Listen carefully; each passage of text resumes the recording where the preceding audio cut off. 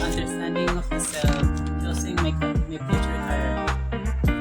Understanding the self is crucial in choosing a future career because it allows you to align your personal interests, values, and strengths with your professional pursuit. When you choose a career that aligns on your passion and abilities, you are more likely to find satisfaction and happiness in your work. Success in achievement knowing yourself will can help identify the skills and talents you possess, as well as the areas where you may need additional development or training. This knowledge can guide toward choosing a career path that leverages your strengths and minimize potential weaknesses. A career that is a good fit your skills, interests, and values is more likely to provide long-term stability and realizing the pace of changing job market.